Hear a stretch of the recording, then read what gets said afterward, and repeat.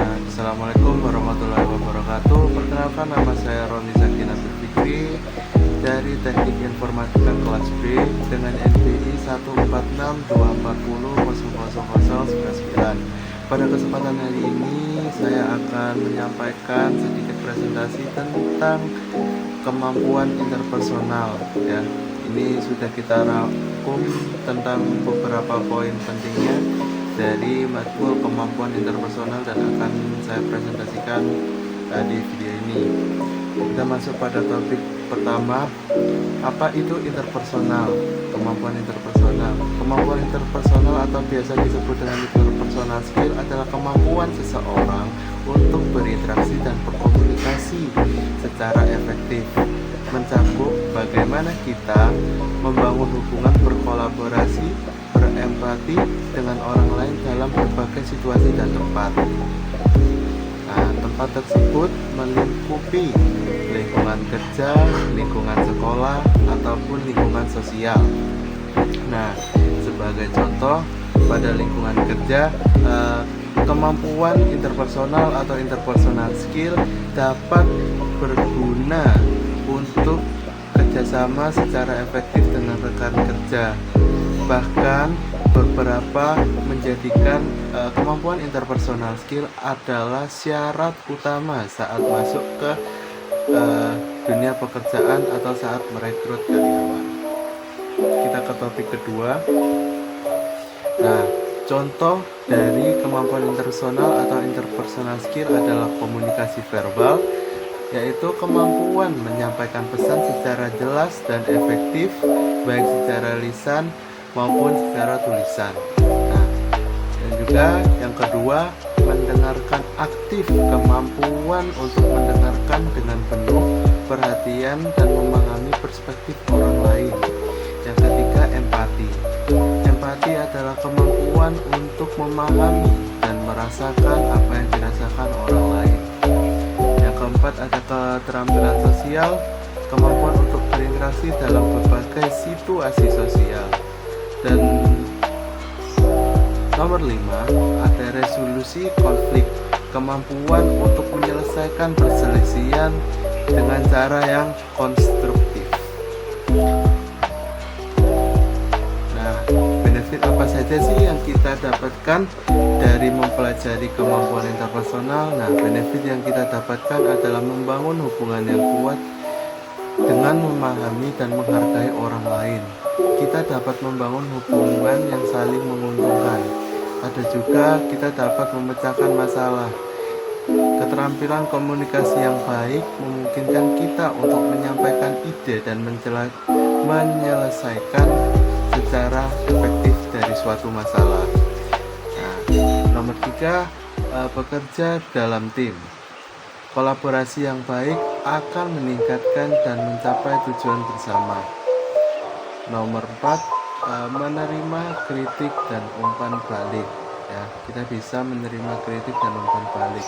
Keterampilan interpersonal membantu kita untuk menerima masukan dan dengan pikiran terbuka dan belajar dari kesalahan. Ada juga yang kelima, mempengaruhi orang lain. Dengan kemampuan interpersonal, kita dapat meyakinkan atau mempengaruhi orang lain untuk mendukung ide atau tujuan kita. Yang keenam, ada meningkatkan peluang diterima kerja. Interpersonal skill juga dapat menjadi acuan penting dalam proses interview kerja. Ada juga nomor 7, kesempatan promosi. Manajemen konflik dan leadership merupakan bagian dari kemampuan interpersonal skill untuk kenaikan jabatan. Di materi selanjutnya ada apa itu komunikasi efektif. Komunikasi efektif adalah proses informasi, ide, atau perasaan antara dua orang atau lebih yang menghasilkan pemahaman bersama. Komunikasi efektif ditandai dengan tercapainya suatu tujuan dan pemahaman akan informasi yang diterima.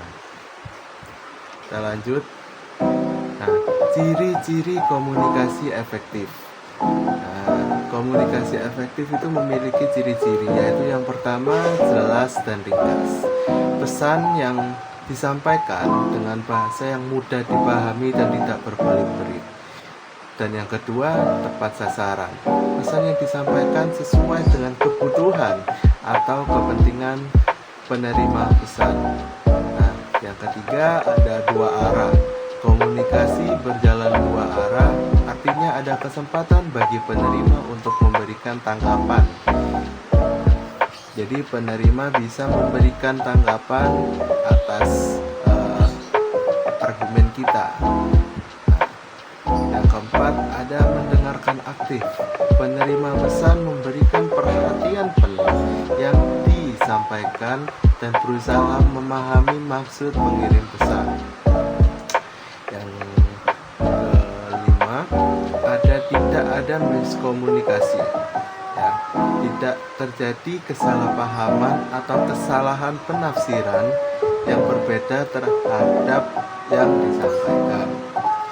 Yang keenam, ada menciptakan hubungan yang baik. Hubungan yang baik itu adalah komunikasi yang efektif dan membangun antar individu. Masuk ke topik ini dengan lebih dalam, mengapa komunikasi efektif sangat penting. Nah, komunikasi efektif sangat penting dalam berbagai aspek kehidupan seperti hubungan interpersonal, membantu dan menjaga hubungan yang baik dengan orang lain. Dan juga di lingkungan kerja, meningkatkan produktivitas, menyelesaikan konflik dan mencapai tujuan bersama. Di lingkungan pendidikan, memfasilitasi proses belajar mengajar. Di lingkungan kehidupan sosial, membangun jaringan sosial yang luas dan berkualitas. Apa saja sih hambatan komunikasi efektif? Nah, berikut adalah macam-macam hambatan komunikasi efektif. Yang pertama, ada bahasa yang berbeda. Perbedaan bahasa atau dialog dapat menghambat pemahaman dari komunikasi efektif. Nah, yang kedua, ada persepsi yang berbeda. Setiap orang memiliki persepsi yang berbeda terhadap suatu hal. Yang ketiga, ada emosi. Emosi yang kuat dapat mengganggu proses komunikasi. Ada juga gangguan fisik, kebisingan, jarak yang jauh, atau gangguan teknis dapat menghambat komunikasi efektif. Dan ada pula kurangnya minat. Jika salah satu tidak tertarik pada topik yang dibicarakan atau disampaikan, komunikasi akan terganggu. Nah, tips meningkatkan komunikasi efektif adalah menyampaikan pesan secara jelas dan hindari penggunaan kata-kata ambigu. Ya, dan juga aktif mendengarkan, berikan perhatian penuh pada pembicara dan jangan menyela. Tanyakan pertanyaan, pastikan Anda memahami pesan yang disampaikan dengan mengajukan pertanyaan. Dan juga berikan umpan balik atau berikan tanggapan yang konstruktif terhadap pesan yang diterima. Perhatikan bahasa tubuh. Bahasa tubuh dapat memberikan informasi tambahan tentang pesan yang disampaikan. Yang terakhir ada empati. Usahakan untuk memahami perspektif orang lain. Nah, kita sudah sampai pada penghujung acara. Terima kasih sudah menonton dan mohon maaf jika selama presentasi ada kesalahan. Saya ucap mohon maaf. Kita akhiri untuk presentasi pada video hari ini.